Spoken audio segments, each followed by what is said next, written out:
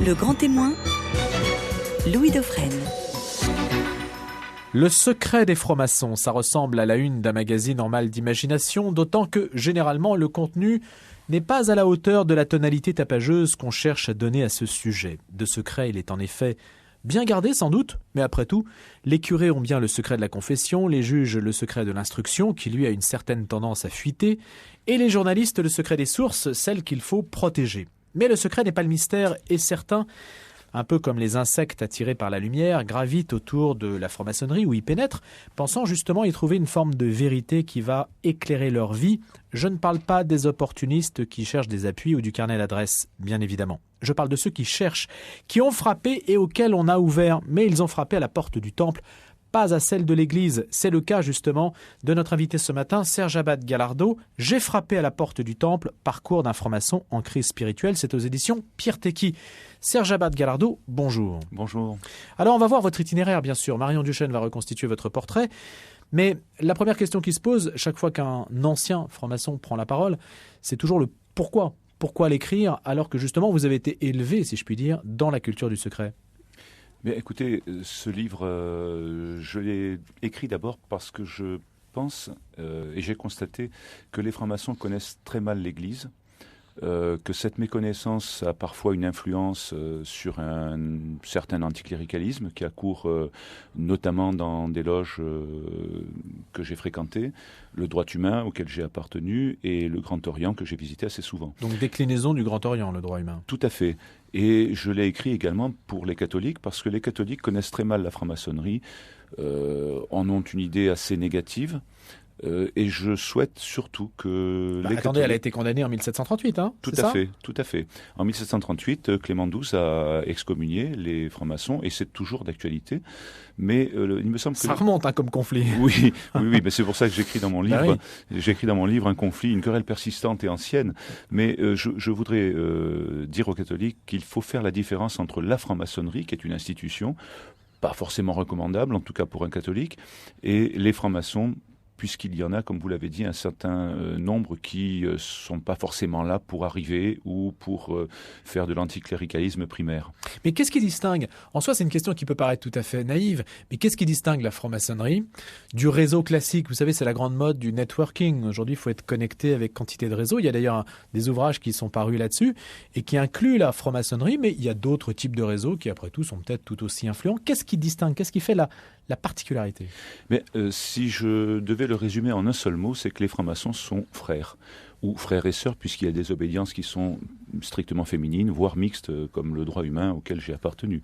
Donc la fraternité donne un lien supplémentaire. La fraternité, notamment dans l'initiation et le parcours initiatique. Que vous racontez d'ailleurs. Que je raconte en apportant, me semble-t-il, une innovation, à savoir ce que l'on vit de l'intérieur à partir de ce parcours initiatique, puisque c'est l'objectif de l'initiation en franc-maçonnerie. Alors, vous allez justement nous éclairer à ce sujet. Serge Abad Gallardo, vous êtes né au Maroc en 1954, d'origine espagnole, d'un père comptable. C'est Marion Duchesne qui refait votre itinéraire et on se retrouve juste après. 1989, année où Serge Abad Gallardo est initié à la franc-maçonnerie. Je crois que je cherchais des réponses à des questions existentielles, explique-t-il. À l'époque, je m'étais éloigné de ma foi catholique. 25 ans au sein de l'obédience du droit humain, émanation du Grand Orient. Serge Abad Gallardo y découvre les devoirs, le code, les signes de reconnaissance. Le parcours maçonnique est long, on se pose un tas de questions. On cherche le secret, on apprend petit à petit des tas de choses mystérieuses, ésotériques, plutôt occulte. Grimpant les échelles en loge, il devient vénérable maître. Serge Abad Gallardo croise des ministres, des préfets, des sous-préfets, des réseaux, oui, mais on ne fait pas carrière en entrant en franc-maçonnerie, insiste-t-il.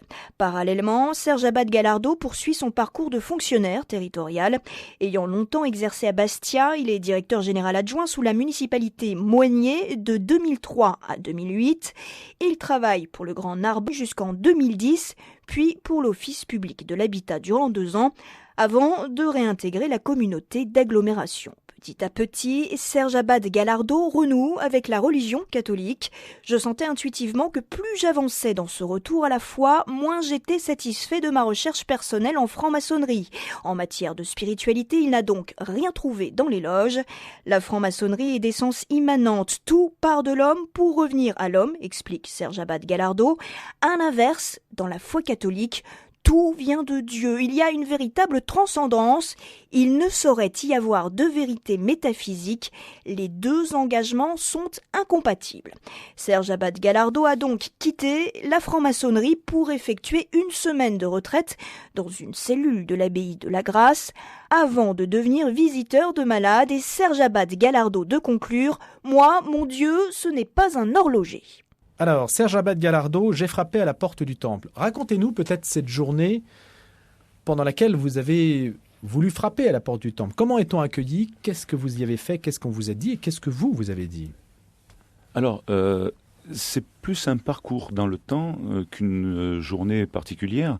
On est accueilli avec énormément de bienveillance. On est accueilli avec une grande fraternité. C'est ce qui motive, me semble-t-il, le fait de rester un certain temps. Comme je l'écris, on est accueilli et honoré.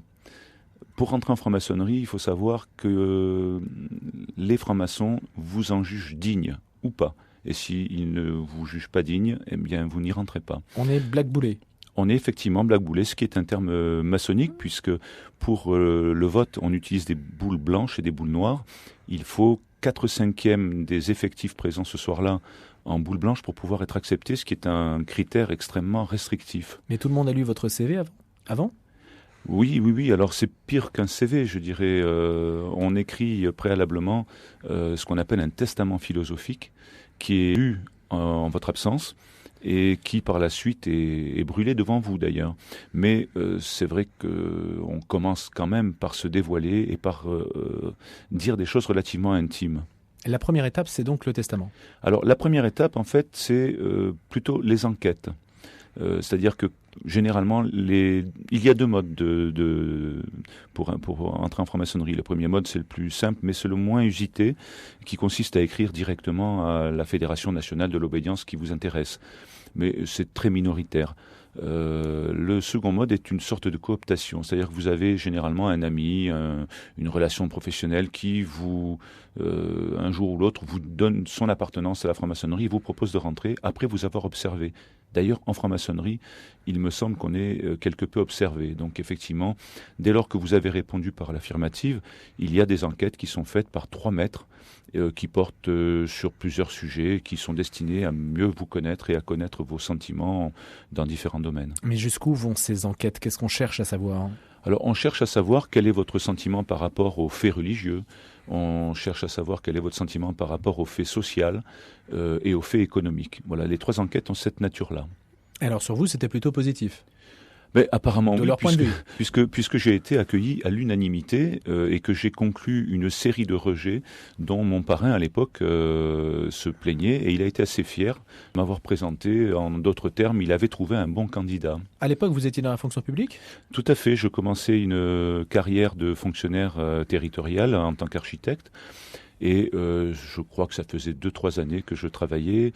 J'ai été contacté d'ailleurs par un agent immobilier. Donc vous voyez bien que les liens professionnels ont une influence quand même. Alors, Serge Abad Gallardo, la personne qui justement vous invite à entrer en maçonnerie, elle le fait au nom de quoi? Qu'est-ce qu'elle attend? C'est juste du prosélytisme? Ou est-ce qu'il y a un retour d'ascenseur obligatoire? Est-ce que vous vous sentez lié après? Quel est d'abord aussi le point de vue que vous avez adopté, dans le sens où vous dites « je m'engage », c'est une question de recherche de vérité. Quelle a été votre motivation? Alors, sur ma motivation, et j'y reviendrai je pense plus tard, effectivement, c'est une recherche de vérité, c'est une recherche de réponse à des questions existentielles que chacun se pose. Et par contre, sur ce que j'appellerais la procédure, les personnes qui vous font rentrer n'ont pas forcément un objectif professionnel, un objectif, de retour d'ascenseur. Ou quantitatif. Ou quantitatif. Comme les témoins de Jéhovah, par exemple, qui sont obligés de faire du démarchage obligatoire. Il y a des obédiences qui ont un objectif quantitatif. Hein. Je cite Jean-Yves Tournier, qui est un franc-maçon, que je cite d'ailleurs dans mon livre, qui se plaint justement que le Grand Orient a tendance à faire du nombre, parce que finalement le raisonnement est un petit peu toute proportion gardée. Pardon. Celui qu'apportait Staline, le pape, combien de divisions. Donc plus on a de nombre et plus on est fort. Donc Jean-Yves Tournier, dans son livre sur l'histoire de la franc-maçonnerie, se plaint un petit peu justement de l'éloignement du Grand Orient, d'une certaine spiritualité pour faire du nombre. Alors, effectivement, il y a des francs-maçons qui vont vous contacter parce que ça peut les intéresser. Dans mon cas, je ne sais pas. En tout cas, mon parrain ne m'a pas demandé de retour d'ascenseur, mais vous imaginez bien, à l'époque, j'étais directeur d'un service de l'urbanisme dans une ville moyenne. Un agent immobilier qui vous fait rentrer en franc-maçonnerie peut peut-être s'attendre à ce qu'il y ait un retour un jour ou l'autre. Marché public et autres. Marché public et autres. Bien, je suis resté trop peu dans le poste que j'occupais à l'époque pour qu'il y ait ce type de demande. Néanmoins, je l'ai observé dans ma vie maçonnique qui a quand même duré près de 22-23 ans quand même.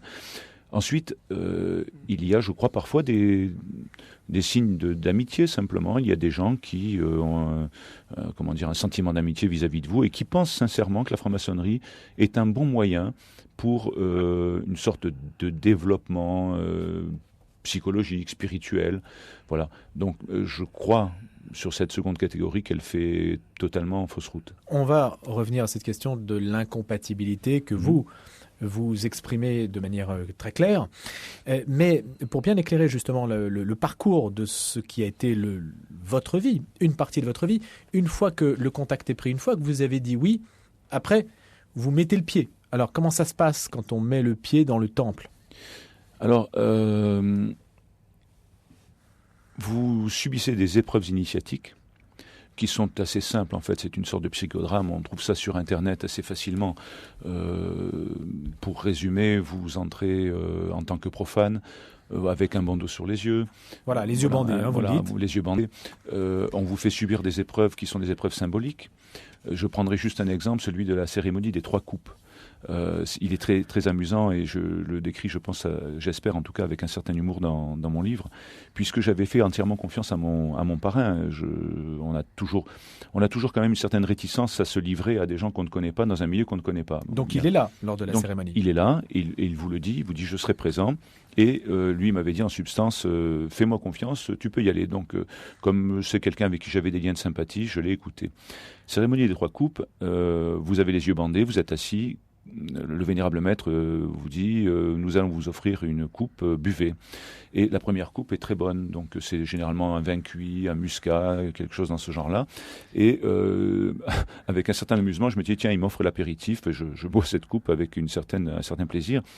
Et ensuite, on vous dit, buvez encore, mais comme vous avez les yeux bandés, vous n'êtes pas aperçu qu'en fait la coupe a changé. On vous propose une seconde coupe qui, elle, est amère comme du fiel. Et là, bien entendu, vous avez une grande surprise. Vous savez qu'il y a des gens autour de vous, vous n'allez pas cracher parce que vous avez une certaine éducation. Ah, vous n'êtes pas dans une pièce à part. Ah non, vous êtes dans le temple. Donc devant tout le monde. Voilà, mais vous ne savez pas exactement où vous êtes. Hein. Vous êtes habillé normalement ? Alors oui, vous êtes habillé normalement, sauf que on vous enlève une chaussure, on vous remonte la jambe du pantalon et on vous dénude la moitié d'une épaule. Cela ne se pratique plus maintenant au droit humain, ça se pratique essentiellement au Grand Orient, mais moi c'est comme ça que j'ai été initié.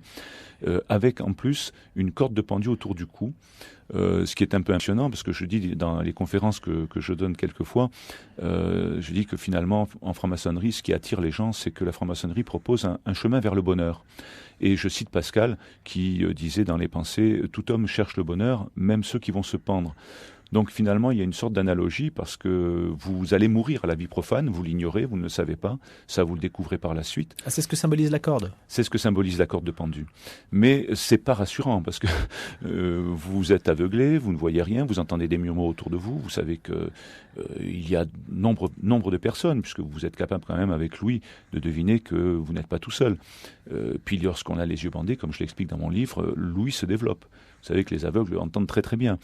Et donc, voilà, la cérémonie des coupes, on vous dit ensuite... donc, deuxième coupe amère. Deuxième coupe amère. Et la troisième, alors Et la troisième, alors, là, vous ne savez pas ce qui va se passer. On vous dit buvez encore. Alors là, du coup, vous êtes complètement paranoïaque parce que vous dites qu'est-ce qu'ils m'ont fait boire.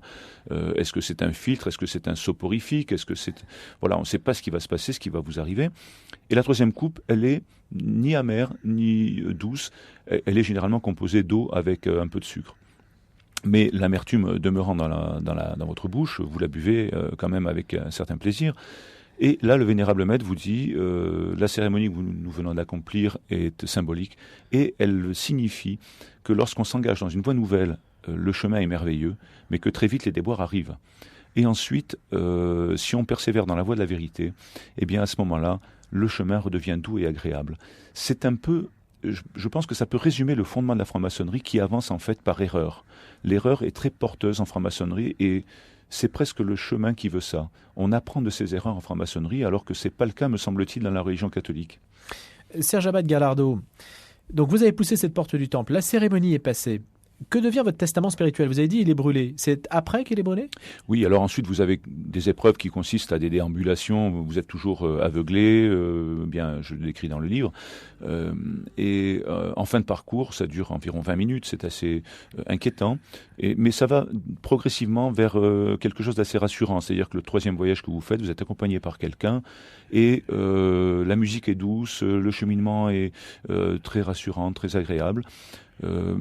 Donc, à un moment donné, on vous donne la lumière, ou du moins, on vous donne une prétendue lumière, c'est-à-dire que votre parrain vient derrière vous, vous ne le savez pas, il défait le bandeau.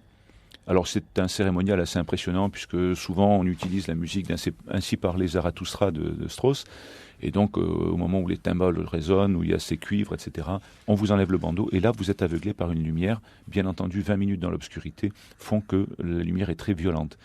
Et vous voyez en face de vous des francs-maçons en habit qui tiennent une épée. Alors ils appellent ça un glaive, mais c'est en fait une épée maçonnique. Ces épées sont pointées sur vous.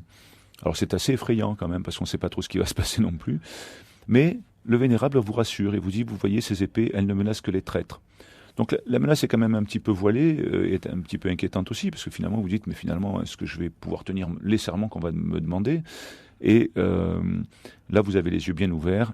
Et ensuite, vous continuez votre parcours initiatique avec des choses qui sont moins impressionnantes. Et à la fin du parcours, en signe de confiance, on vous dit, voilà, nous avons lu votre testament philosophique et nous allons le brûler de manière à ce que vous compreniez que nous vous souhaitons aucun mal, en quelque sorte. Mmh. Qu'est-ce que vous aviez écrit dans votre testament? C'est secret ou pas? Non, c'est pas secret. En fait, si vous voulez, d'abord j'ai été très, très interloqué parce que je me dis, qu'est-ce que c'est un testament philosophique? Je sais ce que c'est un testament, je suis architecte, je suis également juriste, donc ça me pose pas de problème. Mais par contre, un testament philosophique, ça veut dire que je lègue des idées, je lègue mes idéaux même. Alors je ne savais pas quoi écrire finalement, parce que vous savez, à l'époque, j'avais peut-être pas la même conviction qu'aujourd'hui. Mais très succinctement, j'ai écrit à mon fils que je l'aimais, j'ai écrit à mes parents que je les remerciais de m'avoir mis au monde, et j'ai écrit à mes ennemis que je leur demandais pardon si jamais je leur avais fait du mal, parce que je n'avais pas trop conscience d'avoir des ennemis, mais parfois on fait du mal sans s'en rendre compte. Voilà en substance ce que j'ai écrit très rapidement dans ce testament. Il n'y avait rien de secret, il n'y avait rien de particulier. Mais vous auriez dit je suis catholique par exemple, qu'est-ce Oui. qui se serait passé? Vous auriez été refusé? Alors, non, je pense que la franc-maçonnerie ne m'aurait pas refusé en tant que catholique. Par contre, il est assez difficile, et là je peux en témoigner, lorsqu'on est un catholique fervent, à supposer qu'on se trompe de chemin, d'entrer dans la franc-maçonnerie. La franc-maçonnerie, me semble-t-il... Quelle qu'elle soit. Alors, il y a plusieurs francs-maçonneries, tout à fait. Il y a des obédiences qui sont déistes, qui prêtent serment sur la Bible, et il y a des obédiences qui le sont moins ou qui ne le sont pas du tout. Je connais mal la GLNF, qui est une obédience déiste, qui jure sur la Bible. Il me semble qu'on peut tout de même généraliser, à savoir que la franc-maçonnerie déclare qu'elle est d'une part adogmatique, et que ce faisant, elle peut accepter des personnes de toute religion, voire des personnes qui seraient tout à fait areligieuses. Donc ça ne pose aucun problème pour la Qu'elle est en franc-maçonnerie. surplomb en fait par rapport aux religions. Voilà. Elle se pose comme unificatrice, ce qui me paraît être plutôt un langage, j'utiliserai le terme de commercial, plutôt que sincère, puisque je crois avoir démontré, je ne suis bien entendu pas le seul, de nombreux auteurs ont démontré, et le magistère de l'Église le dit clairement, il est tout à fait incompatible d'être catholique et en même temps franc-maçon. Qu'est-ce que vous saviez de la maçonnerie avant d'y entrer ? Quasiment rien. Oui, je savais que certains grands hommes... Vos parents n'en avaient pas parlé, les médias, etc. Vous vous intéressiez pas au sujet ? Non. J'avais pratiquement lu ce que lisent les gens dans certaines revues, lorsque certains journalistes voulant faire des articles à sensation parlent de certaines accointances entre le pouvoir et la franc-maçonnerie. Mais j'étais très ignorant. Voilà. La seule chose, pour résumer ce que je savais, la chose que j'avais en moi, c'est que la franc-maçonnerie avait pour objectif le bonheur de l'humanité, le bien-être de l'humanité. C'est ça, voilà. le côté philanthropique. Le côté philanthropique et humaniste, uniquement. Mais alors, Serge Abad-Galardo, quand même, vous dites, je suis juriste, architecte, donc je suis un être raisonnable. Quand vous avez découvert, et vécu, plus que découvert, cette forme de folklore quand même, il y a quand même un aspect folklorique. Absolument. Qui est quand même inouï. Vous vous êtes dit, dans quoi est-ce que je suis embringué ? Enfin, il y a quand même un défi un peu à la raison, c'est-à-dire qu'on est justement dans un monde qui n'est pas nécessairement raisonnable, alors qu'il se prétend tel. Voilà, alors ça n'est pas le moindre des paradoxes de la franc-maçonnerie que d'être à la fois rationaliste et en même temps... ritualiste. Voilà, et en même temps très ésotérique, ce qui a priori est incompatible. Pour préciser la réponse, en fait, si vous voulez, la franc-maçonnerie se réfère à Pythagore. Donc, en tant que le système des nombres ou des mathématiques tendrait à décrire l'univers. Alors, on va y revenir. Vous restez avec nous. Serge Abad-Galardo, J'ai frappé à la porte du temple aux éditions Pierre Tecky. À tout de suite. Et de retour avec nous, notre grand témoin, Serge Abad-Galardo, J'ai frappé à la porte du temple, parcours d'un franc-maçon en crise spirituelle. Aux éditions Pierre Tecky, ce n'est pas si fréquent que d'anciens francs-maçons prennent la parole et osent s'exprimer. Vous disiez tout à l'heure justement, lorsque vous racontiez votre initiation, qu'il y avait ces épées, enfin ces glaives maçonniques qui se tournaient contre vous et qui semblaient dire « halte, attention, si vous êtes un traître, ce qui peut vous arriver ». Alors, du coup, en écrivant, vous avez le sentiment d'être un traître, Serge Abad-Galardo ? Non, pas du tout, parce que l'appartenance à la franc-maçonnerie me semble résulter d'un contrat. En fait, c'est très simple. Une des premières questions, ou du moins des premières affirmations qui vous est donnée lorsque vous rentrez en franc-maçonnerie, c'est de savoir si la franc-maçonnerie peut vous être utile et si vous pouvez lui être utile. Donc on est devant une sorte de contrat, c'est-à-dire si vous êtes quelqu'un qui m'intéresse et si je suis une institution qui vous intéresse, à ce moment-là, on peut marcher ensemble. C'est un contrat. Donc un contrat, mais ça se rompt. Moi, je ne me sens absolument pas lié. Je ne dévoile pas, par exemple, l'appartenance des francs-maçons. Je ne donne pas de nom dans mon livre. Pour autant, je dévoile les rituels, je dévoile les choses que j'ai vécues. Donc il y a quand même une part de secret qui subsiste. Hein ? Ah oui, il y a toujours un secret qui subsiste. Ben, si vous voulez, je pourrais aujourd'hui dire telle ou telle personne est franc-maçon ou franc-maçonne, mais bon... Il faut faire la différence entre, la sincérité et la délation. Mais en quoi est-ce infamant d'ailleurs ? Parce que ça s'est quand même banalisé, ne serait-ce que par les unes des magazines qui en parlent assez régulièrement. C'est-à-dire que c'est beaucoup moins secret qu'avant en soi. Oui et non. En fait, si vous voulez, le secret perdure. Les personnes qui parlent sont soit d'ex-francs-maçons, c'est assez rare, en effet, soit des personnes dont on a deviné l'appartenance. Et notamment des hommes politiques. Lorsque des journalistes dévoilent l'appartenance de tel ou tel politique, bon, soit ils ne répondent pas, soit ils confirment, voilà. Mais ces personnes n'ont pas, de leur propre volonté, dévoilé leur appartenance. Mais dans le monde anglo-saxon, c'est beaucoup plus banalisé. Enfin, ça n'a rien à voir. Ça n'a rien à voir. En fait, la franc-maçonnerie française n'a rien à voir, me semble-t-il, avec la franc-maçonnerie anglo-saxonne. Les francs-maçons, notamment américains, se promènent avec un petit insigne dévoilant leur appartenance, un insigne qui est non équivoque. En France, on est secret. J'ai toujours été, même en tant que franc-maçon, partisan de l'abrogation de ce secret, parce que ce secret, me semble-t-il, porte atteinte aux francs-maçons eux-mêmes. Mais qu'est-ce qu'on cache ? Alors, on cache, quelque chose qui est intérieur à soi, c'est-à-dire la connaissance qu'on est censé avoir par l'initiation et qui n'est pas transmissible. Ça, c'est le message de la franc-maçonnerie. Le secret est nécessaire à la préservation du fait initiatique. On cache également, me semble-t-il, l'appartenance de telle ou telle personne, parce que ça permet, et ça il faut le dire, ça permet de s'entraider. Lorsque telle personne est autour d'une table de réunion et qu'elle a un pouvoir, ou que j'en ai un, soit en tant que haut fonctionnaire, soit cette personne en tant qu'élu de premier plan, si nous sommes francs-maçons et que nous avons le même point de vue sur, entre guillemets, le bien de l'humanité, eh bien ça va permettre à cette personne d'aller dans mon sens ou moi d'aller dans le sien. Ça vous a aidé ? Alors, je n'ai jamais utilisé de manière assez étonnante la ficelle maçonnique, le réseau maçonnique. J'ai toujours eu une carrière exempte de ce type de relationnel. Néanmoins, je dois avouer que j'ai travaillé, comme je l'explique dans le livre, j'ai travaillé en Guyane.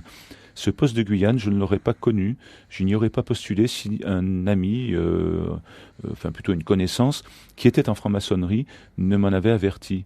Donc il est venu un jour dans mon bureau, il me disait « Tiens, il y a un poste qui pourrait t'intéresser ». C'est vrai que c'était une promotion. J'ai écrit et il n'y a pas eu d'intervention directe de ma part. Néanmoins, j'avais à l'époque une signature maçonnique, c'est-à-dire qu'un franc-maçon reconnaissait mon appartenance. Et la signature ? Oui. Mais qu'est-ce que vous mettez dans votre signature alors ? Alors, vous mettez 3 points ? Non, ça c'est trop simple. C'est trop simple, C'est trop simple. Non, mais en fait, si vous voulez, le symbole que j'utilisais est un symbole du second degré, qui est le symbole des compagnons francs-maçons, ne pas confondre avec les compagnons du Tour de France, ça n'a rien à voir. Oui. Des maçons spéculatifs. Alors, une équerre ? Alors, c'est une étoile à 5 branches. Qui figurait le A de mon nom, avec un G qui figurait le G de mon nom également.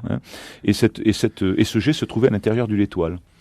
Donc ce signe est un signe éminemment maçonnique. Et il se trouve que le président de l'institution qui m'a embauché était franc-maçon au Grand Orient.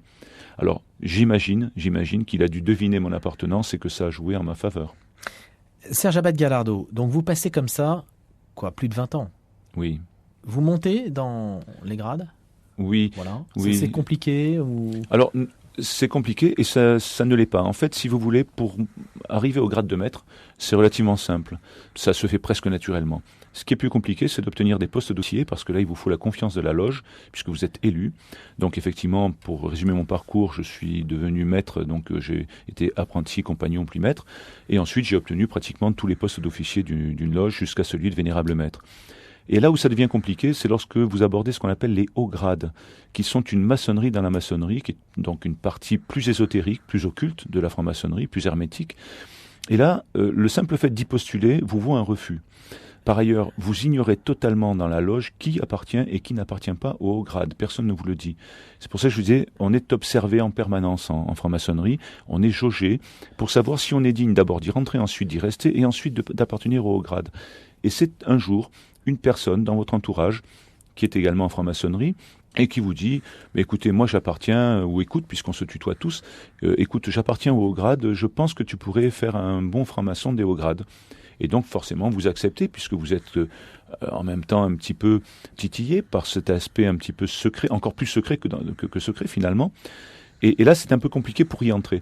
Après, pour y progresser, effectivement, c'est une cooptation permanente. Et donc, il faut, d'une certaine manière, être dans le moule. Et vous aviez le sentiment d'être dans le moule. Vous aviez envie de progresser. Est-ce que j'étais dans le moule ou pas ? Je ne sais pas. Je pense que mes anciens collègues francs-maçons pourraient répondre. Je pense que oui, puisque finalement, j'ai pas mal progressé, puis je me suis arrêté en chemin, puisque j'ai compris que, enfin en tout cas de mon point de vue, les hauts grades ne me mèneraient pas vers la spiritualité que je recherchais. Alors, quel a été, Serge Abad Gallardo, le déclic ? Vous vous êtes dit, non, ça y est, je suis dans une impasse. Et puis vous allez regarder du côté de la foi catholique. Alors ça s'est fait progressivement. En fait, je le décris assez précisément dans mon livre. J'ai commencé tout d'abord à avoir des doutes sur sur le résultat qu'on pouvait obtenir en termes de spiritualité, de démarche spirituelle, des doutes donc sur le parcours maçonnique. En 2 termes, je me suis posé la question de savoir, lorsque j'observais la franc-maçonnerie à laquelle j'appartenais, est-ce que ce que j'observe qui me paraît négatif, en tout cas qui me paraît un obstacle à la spiritualité, provient de la mauvaise qualité de la méthode, en quelque sorte, de l'inanité de la méthode, ou bien est-ce que ce sont les personnes qui n'ont pas compris cette méthode ? Et ça, cette question m'est apparue il y a une 15aine d'années. En même temps, les choses n'arrivent jamais au hasard. En même temps, j'ai rencontré ce qu'on peut appeler le mal dans ma vie personnelle. Alors ça n'a rien à voir avec la franc-maçonnerie, mais ça arrive à beaucoup de personnes. Et donc j'ai rencontré un prêtre franciscain à qui je suis allé me confier, à qui j'ai demandé conseil. Et c'est assez particulier, puisque je suis sorti de cet entretien avec une sorte de révélation, d'abord de confirmation de ma foi, qui était relativement tiède à l'époque, et en même temps de présence, non seulement de la foi, parce que la foi, je dirais pas que c'est facile, mais c'est plus théorique, mais le sentiment de la réelle présence du Christ à mes côtés. Et puis finalement, je suis resté à une certaine distance, jusqu'à ce que, une dizaine d'années plus tard, une nouvelle rencontre avec le mal, et cette fois-ci avec une puissance 10, intervienne dans ma vie, et là, dans la franc-maçonnerie, il n'y a aucune réponse. Face à la question existentielle, métaphysique, de l'existence du mal dans la vie de l'homme, la franc-maçonnerie n'apporte aucune réponse, sauf que l'homme, forcément, comporte des aspects mauvais. Mais ça, je le savais, je crois que toute personne le sait. Mais pardonnez-moi, vous être quelque peu nébuleux. Quand vous dites « j'ai rencontré le mal », qu'est-ce que vous voulez dire par là ? Eh bien, je l'ai rencontré sous plusieurs formes. La première fois, sur ma période dont je parlais tout à l'heure, de cette rencontre avec un prêtre franciscain, il s'est agi d'un phénomène d'envoûtement. Alors, on peut y croire ou ne pas y croire.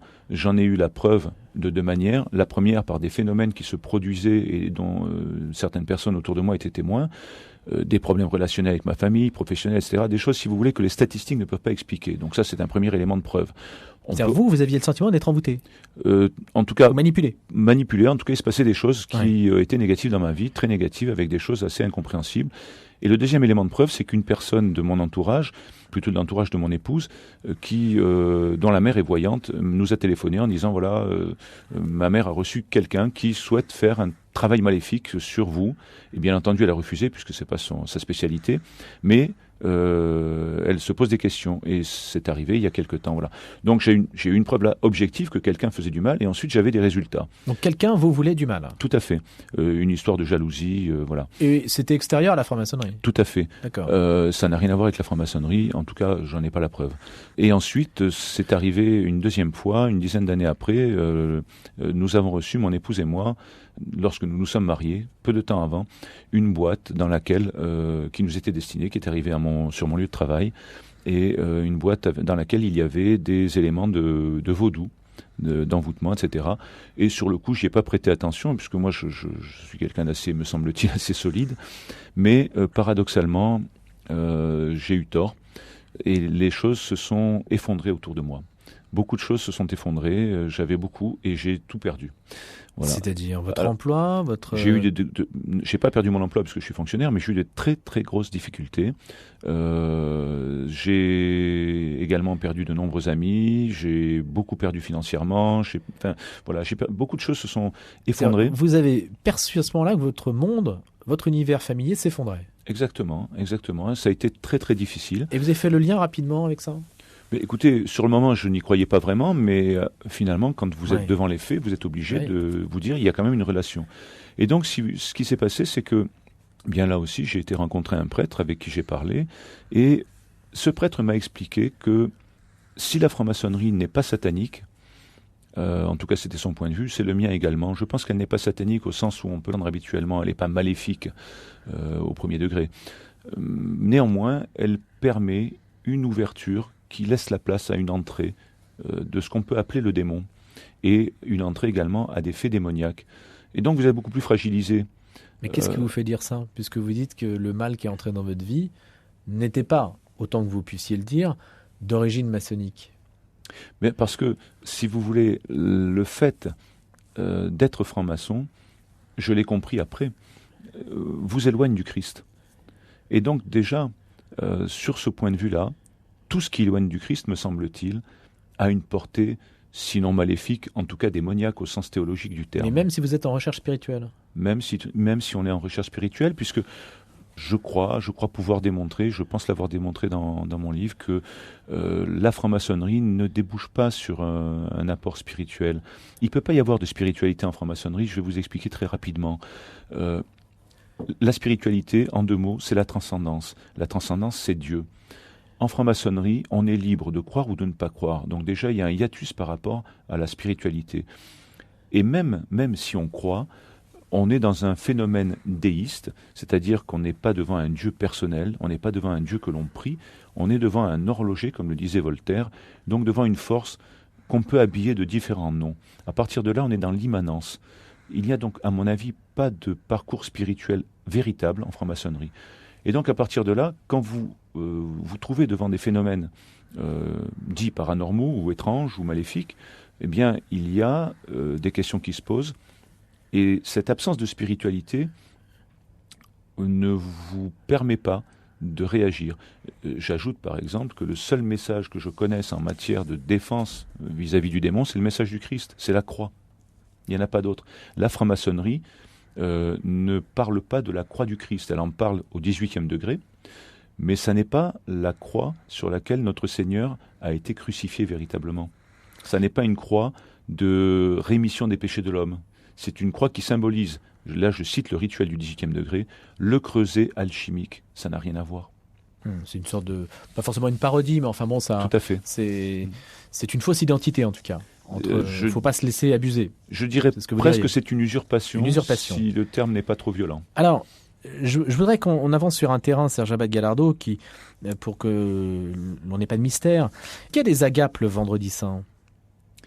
Alors, le vendredi saint... Est-ce que vous avez participé, vous? En ce qui me concerne, non. Je sais qu'un auteur qui s'appelle Maurice Caillé en a fait part. Oui, vous êtes venu sur notre antenne déjà. Voilà, pour ce qui est du 18e degré. Le 18e degré est prétendument, et j'insiste sur le mot prétendument, la présence du Christ en franc-maçonnerie. Mais quand je dis prétendument, c'est pour expliquer que ce n'est pas le Christ auquel nous, catholiques, croyons.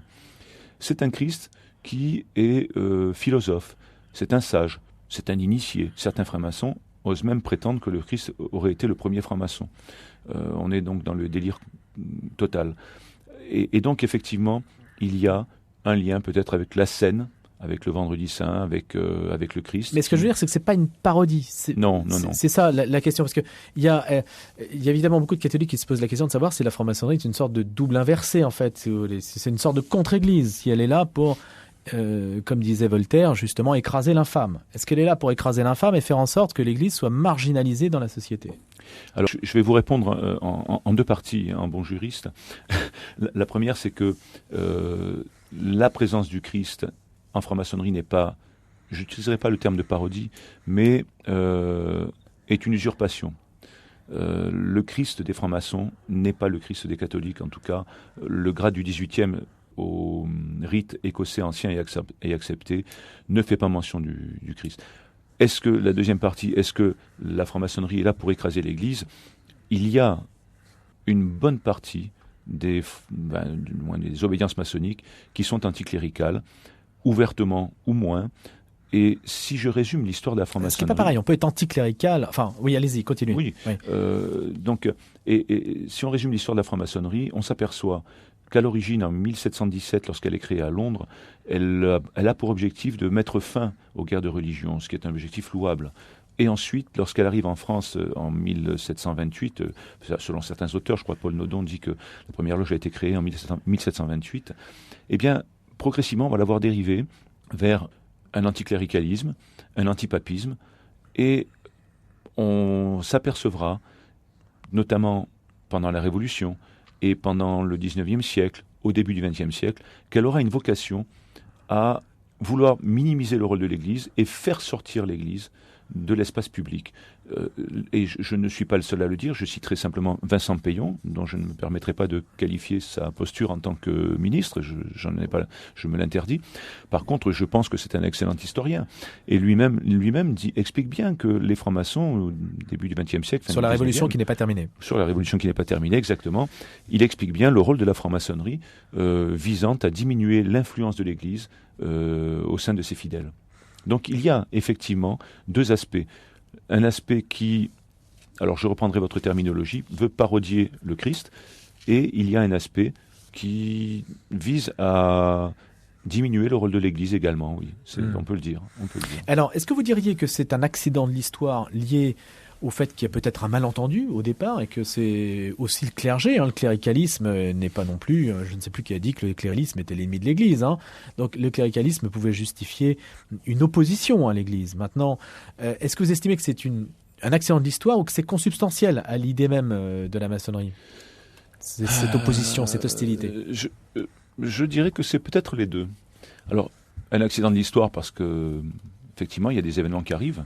Il y a la Révolution, il y a un problème politique, social, philosophique également. Donc oui, en termes d'accident, on peut peut-être dire que c'est un accident de l'histoire. Mais surtout, je pense qu'il y a dans la philosophie même de la franc-maçonnerie le germe d'un anticléricalisme, et c'est assez simple finalement. Prenons le concept de la vérité. Le concept de la vérité est aux antipodes, selon le concept de la vérité, selon la maçonnerie, est aux antipodes de celui qui a été apporté par la parole du Christ, par la parole de Dieu.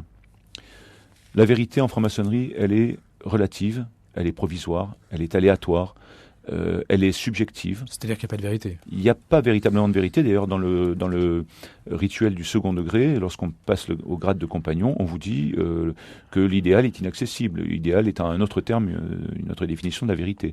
Donc, la vérité est inaccessible. Le franc-maçon, d'ailleurs, Oswald Wirth, qui est un auteur franc-maçon assez connu et un auteur de référence, nous dit que de toute façon, même mise en présence de la vérité, l'homme ne pourra pas la voir, ne pourra pas la connaître. Or, moi, me semble-t-il, la vérité, je la connais dans la personne du Christ. Donc, l'Église propose une autre réponse qui est celle de la parole de Dieu, qui vient se livrer pour nous porter cette vérité. Donc, on ne peut pas, d'un côté, puisqu'il y a un principe de non-contradiction en philosophie, on ne peut pas à la fois croire sincèrement à une vérité qui est volatile, subjective, et une autre vérité qui est d'origine divine, immuable, éternelle, et portée par le Christ lui-même. Donc voilà. Il y a effectivement un germe en franc-maçonnerie qui tendrait à faire que cette institution a tendance à s'opposer à l'Église. Serge Abad-Galardeau, merci beaucoup. J'ai frappé à la porte du temple, parcours d'un franc-maçon en crise spirituelle. Et c'est aux éditions Pierre Tecky. Merci d'avoir été avec nous ce matin. Merci.